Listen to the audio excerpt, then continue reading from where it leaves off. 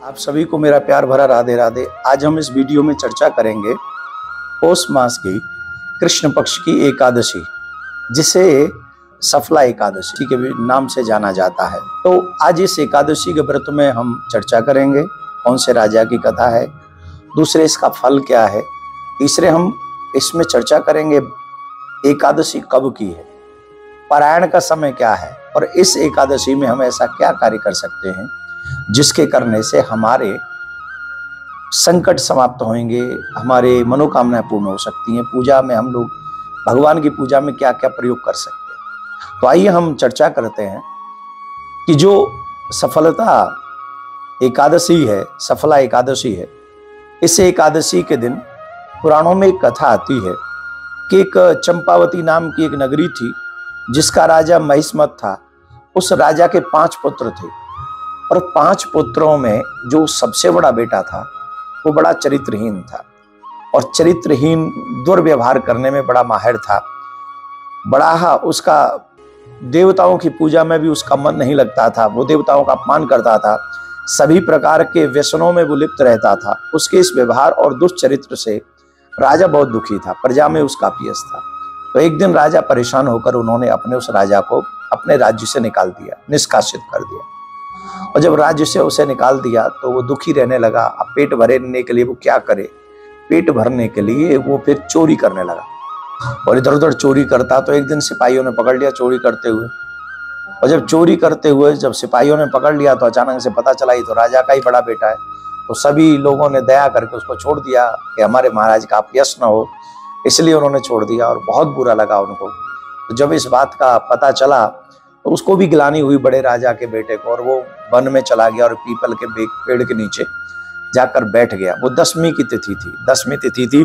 उस दिन उसे कुछ भी खाने को नहीं मिला और एकादशी तिथि को वो बड़ा दुखी था, परेशान था, वो क्या करे, खाने को कुछ मिल नहीं रहा था।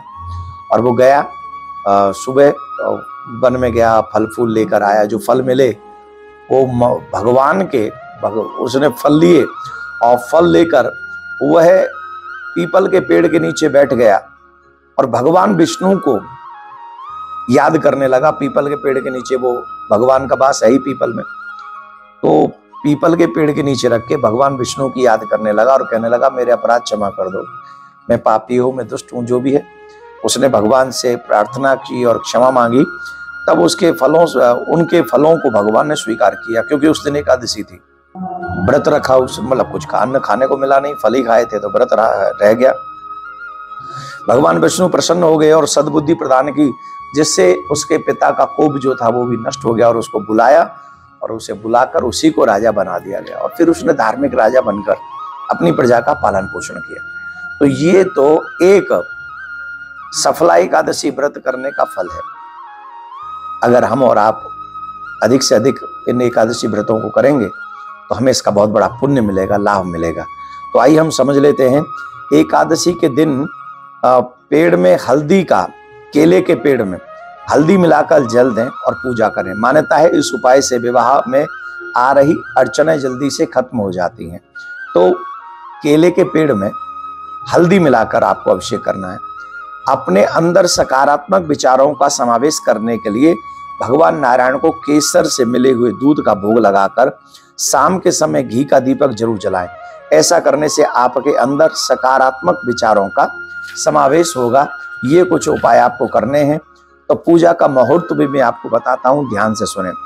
एकादशी कब की है? एकादशी 7 जनवरी की है। सुबह 7:15 से रात 10:03 तक सर्वाधिक सिद्धि योग है। भगवान विष्णु की पूजा इस योग में करना शुभ होता है। व्रत का पारण 8 जनवरी को सुबह 7:15 से 9:20 तक के बीच में किया जा सकता है। एक और निवेदन है, जब भी भगवान को कोई भी वस्तु भोग लगाएं, एकादशी के दिन या उससे आगे भी, तो आपको ये श्लोक बोलना चाहिए। त्वदीय वस्तु गोविंद तुभ्यमेव समर्पये ग्रहण सन्मुखो भूत्वा प्रसीद परमेश्वर। इस श्लोक को अवश्य उच्चारण करें जब आप भोग लगाने जाएं। सफला एकादशी में भगवान विष्णु की पूजा की जाती है और पीले वस्त्र, पीला रंग कुछ न कुछ भगवान को अवश्य अर्पित करें। हल्दी, चंदन, दीप, धूप उपयोग करें प्रसाद उनको देते समय दीप धूप भी जलाएं। तुलसी की पत्तियां चढ़ाना बेहद शुभ है, लेकिन एकादशी के दिन तुलसी की पत्तियां तोड़ी नहीं जाती, इससे पहले ये करना है। एक और निवेदन है, मान्यता है कि सफला एकादशी का व्रत करने से कार्यों में सफलता मिलती है, जीवन के दुखों से छुटकारा मिलता है, मोक्ष की प्राप्ति होती है, मनचाही मनोकामना पूर्ण होती है। इस व्रत को स्वयं भी करें, और जो अपने बच्चे बढ़ रहे हैं, जिनको सफलता प्राप्त करनी है और जो चाहते हैं कि जीवन में हमें सफलता मिले और कहीं उनके जीवन में रुकावट आ रही है, तो उन्हें भी सफला एकादशी का व्रत करवाएं। तो आप लोग समझ गए कि 7 तारीख को हम एकादशी का व्रत करेंगे और 8 तारीख को इसका पारायण करेंगे। बहुत बहुत धन्यवाद।